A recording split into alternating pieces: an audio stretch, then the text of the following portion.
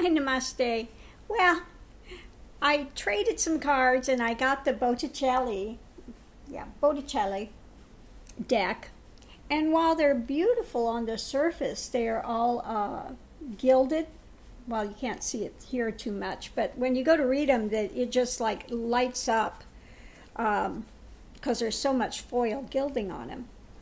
So they're beautiful in that way, and they're very Renaissance era, which is fun. But there's something about them that I just can't connect with, because all the women, I'll show you, look at their facial expression. They all have the same pained expression. Now this is supposed to be the Sun card.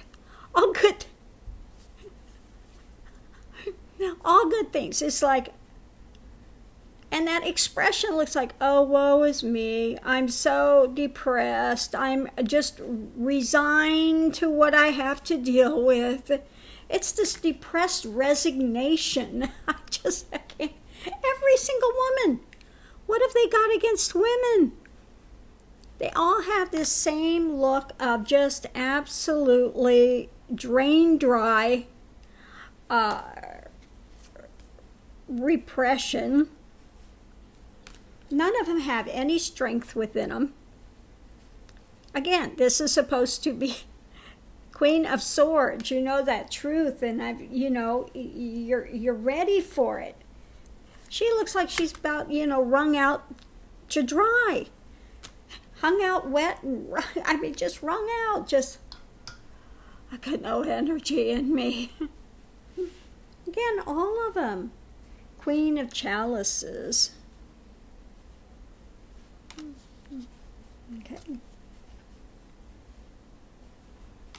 While the cards themselves are beautiful, and I guess it's supposed to be some kind of look of purity and holiness or something, but they just look absolutely drained, repressed, and just resigned to their fate.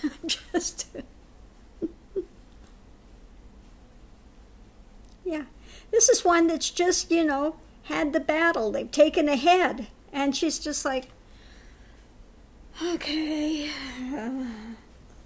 Here again. All of them have this same, oh yeah, this is, yeah. That's a happy figure there. So somehow, I don't know if I can get beyond it, because when I read cards, you read the energy of it. And these cards, while part of it is lovely, part of it, I do like some of the symbology and things. Some of them is interesting, like this is the Magician. It definitely has a different feel than most magicians.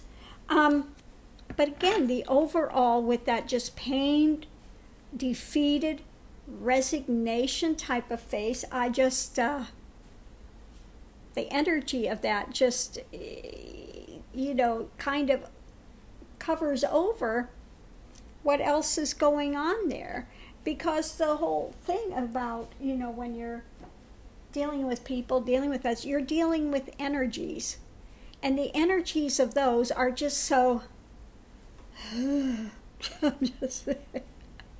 I'm drained, I'm exhausted, I'm resigned to what's here. Let's just drag along until it's over. God, I can't. Somehow, this.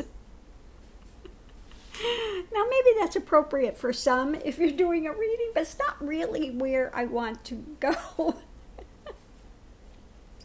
So again, although the Botticelli deck is very, very pretty in some ways with the gilding, when you see it, they're just, sometimes it's a little hard to read too, because if you've got lights above, that gold is just, it gets a little distracting. Yeah, it's a little distracting.